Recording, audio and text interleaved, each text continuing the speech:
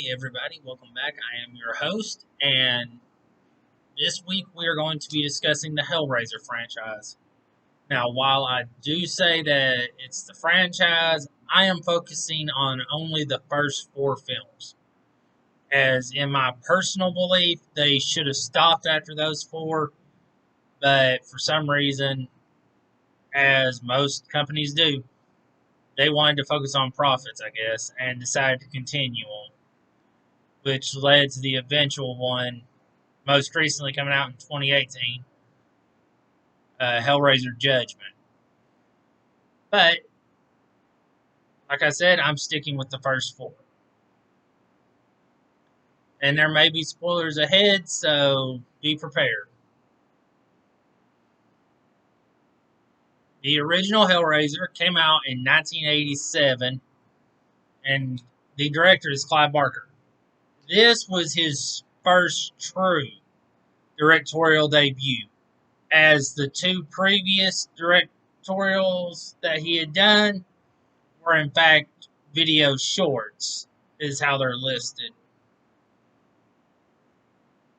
Also, since I'm doing multiple movies in this, I'm going to avoid going through the long history of the cast and what they may have done later or before these movies that they're in.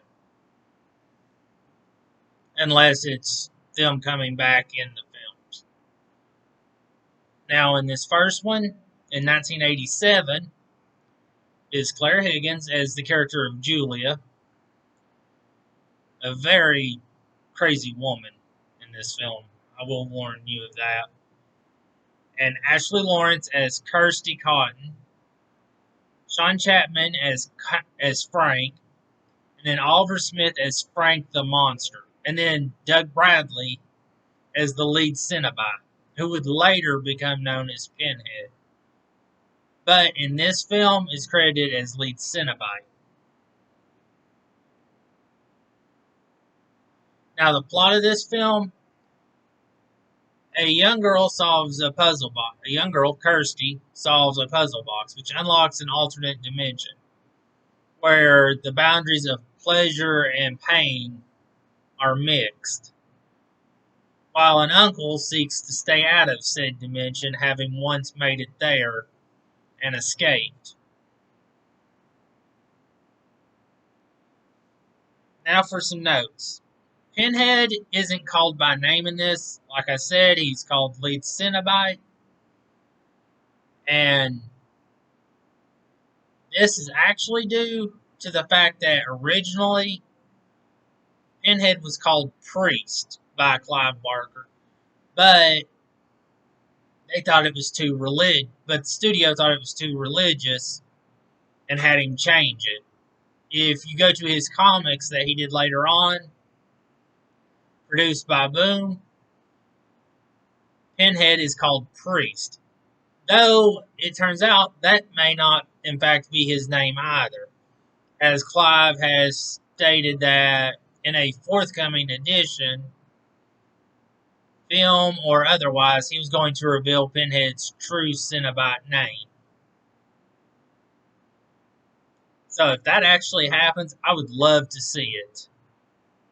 And from what I saw, it wasn't revealed in Judgment. Though the priest thing came more into play in that form.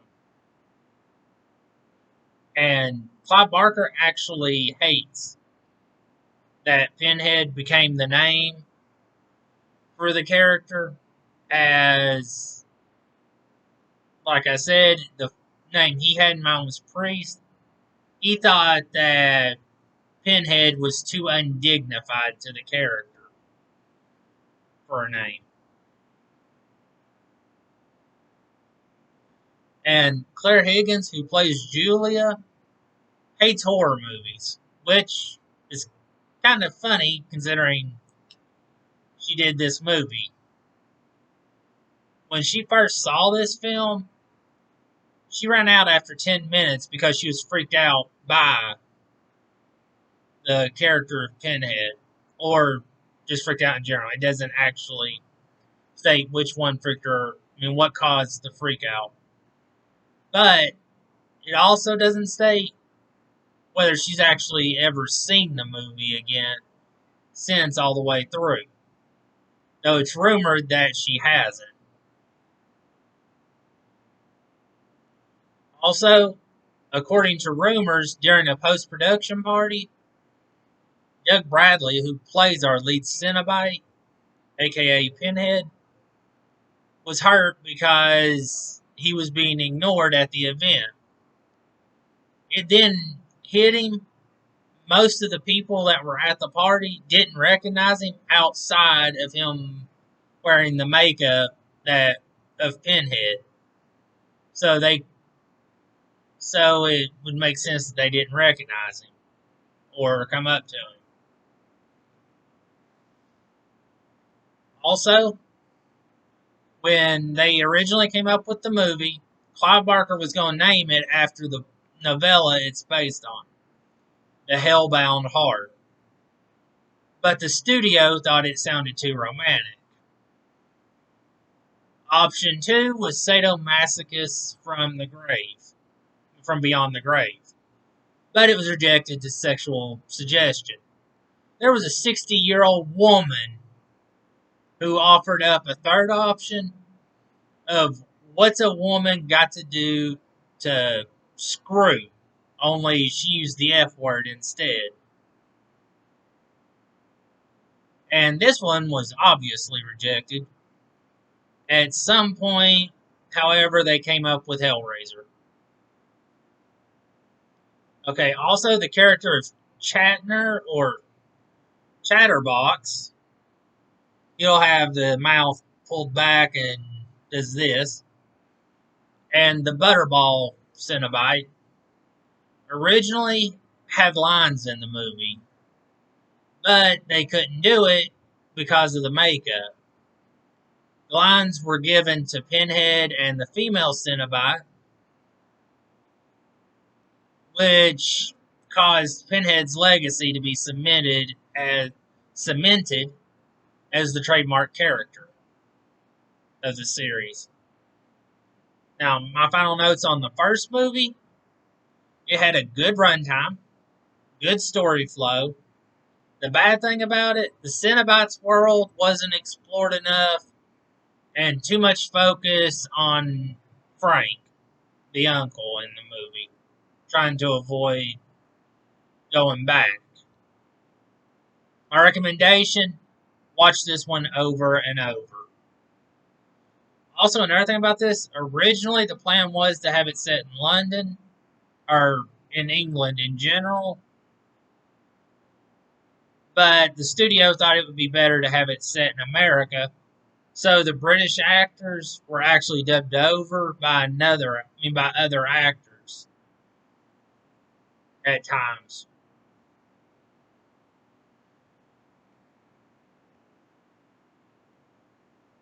And my final grade for this movie is a B minus, because the fact that they had to do the dubbing the way they did, the fact that they did dubbing for it and they couldn't keep it,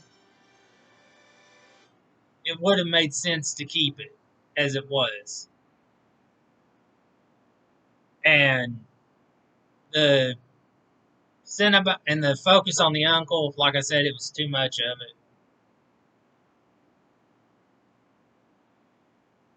And now on to number 2. Hellraiser 2 Hellbound from 1988. In this one, you get Ashley Lawrence returning as Kirsty, Claire Higgins returning as Juliet, Doug Bradley returning as the lead Cenobite, and we get introduced to the characters of Tiffany, played by Imogene Foreman, and Kenneth Cranholm playing Dr. Channer.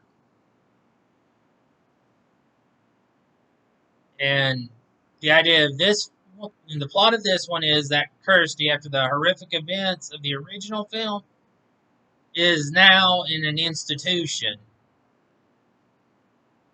to get better, where it turns out the head doctor, Dr. Channard, is using the La Marchand, I'm probably mispronouncing that, or the puzzle box as it's simply known, to try and open an alternate dimension, to open the routes to these alternate dimensions. And also using a young patient named Tiffany to do this and open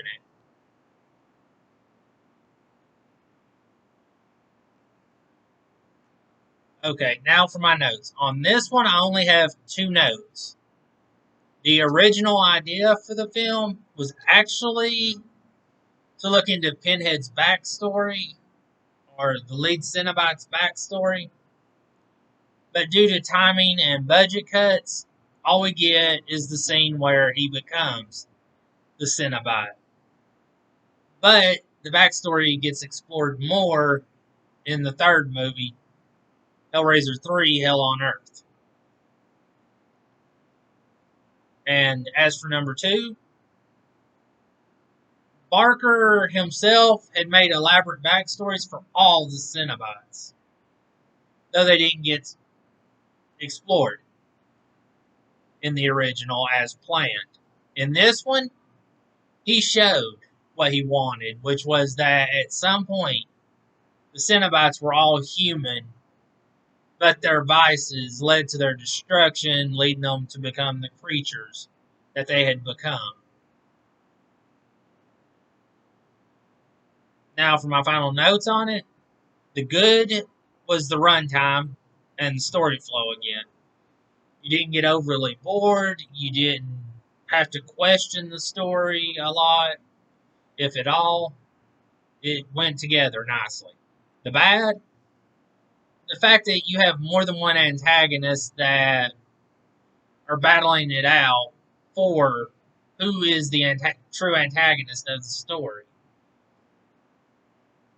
Also, Julia and Frank getting to be in this one was unnecessary, as you could have had other people becoming Cenobites, or you could have kept only Julia at most. Neither one of them was really necessary to the actual story in this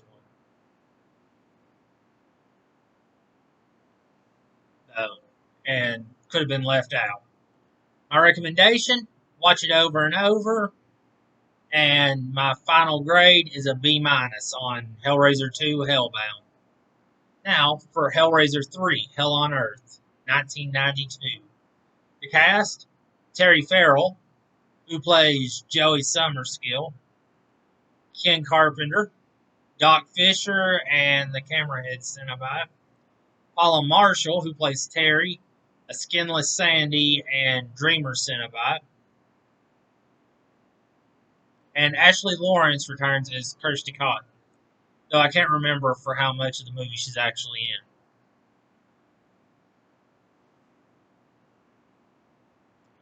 But the plot for this one, Pinhead, after the events of the second movie, is trapped in a block or statue type deal, along with a puzzle box.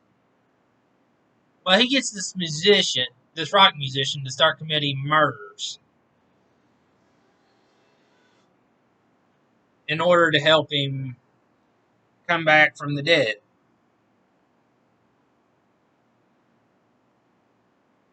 and escape the puzzle box.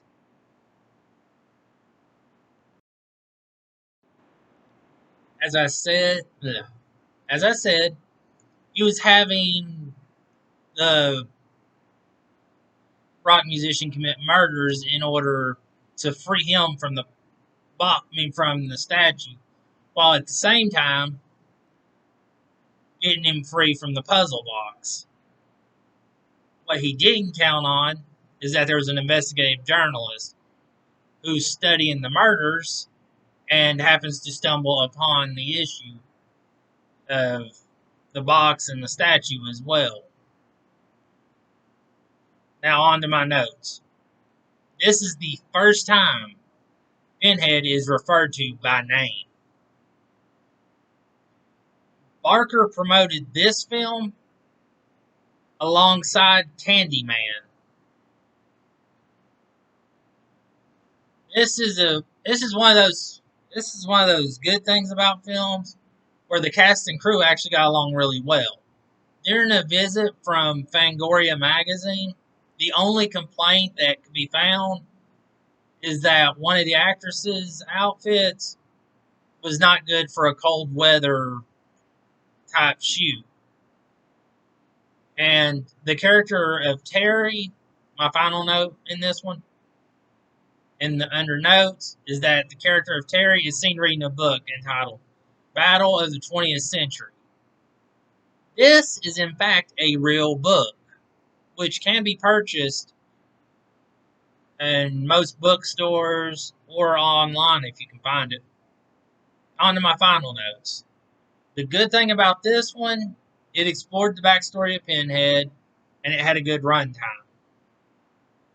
The bad, it focused too much on the rock star, and it's the start of having too much focus on the blood and gore in these movies that later Hellraisers would show.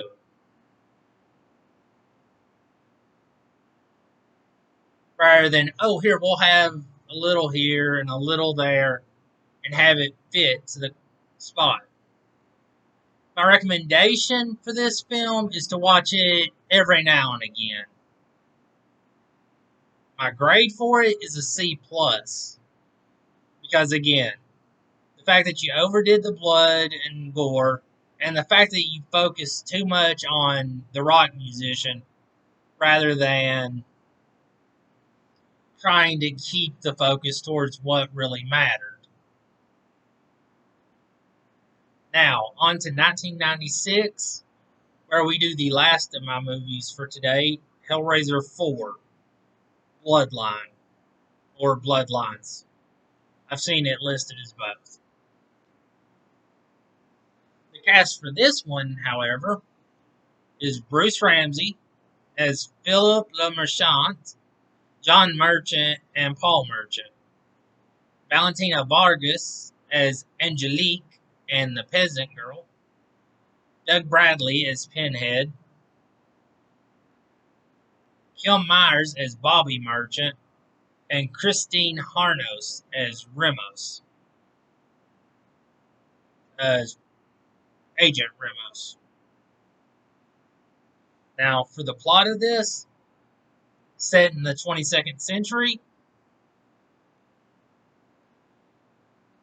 you got your scientist, Paul Merchant, working to right the wrongs of his ancestors.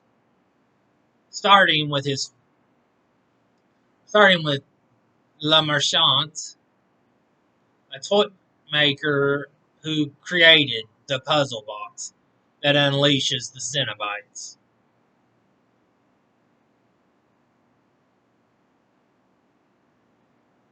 Now, something I didn't know is that Disney had bought Miramax during this time.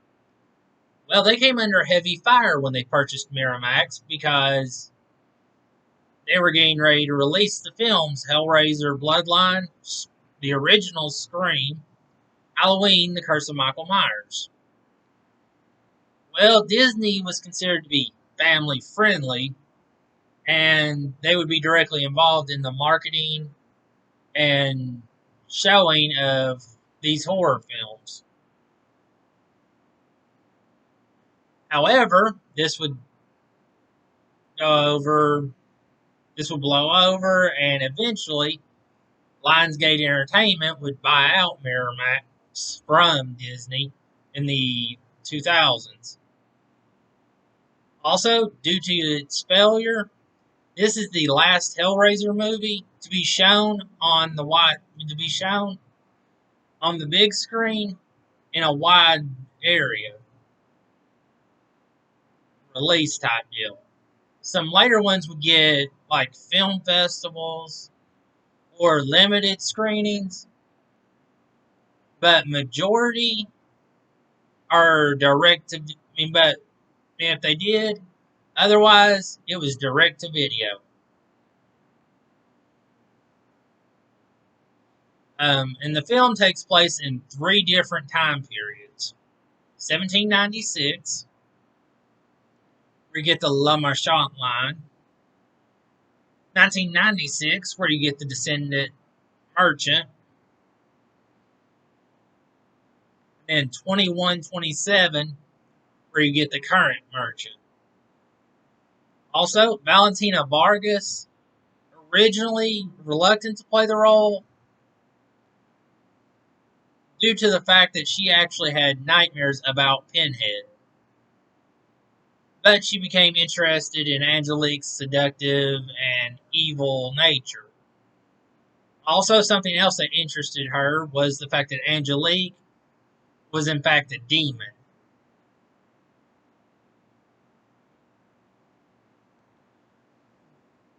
Doug Bradley, the character who plays Pinhead, the actor who plays Pinhead, was the first to join the cast and agreed the plot should actually revolve around the other characters in the film rather than focusing on him. Which to me was a good idea. Also, a rumor that's going around about this is I only found this in one, maybe two places, unlike the others that I found, is that Angelique's appearance in this film is based on Morticia Addams and the movie Sister Act, where the nuns' habits, in other words, their outfits, are what's flayed skin.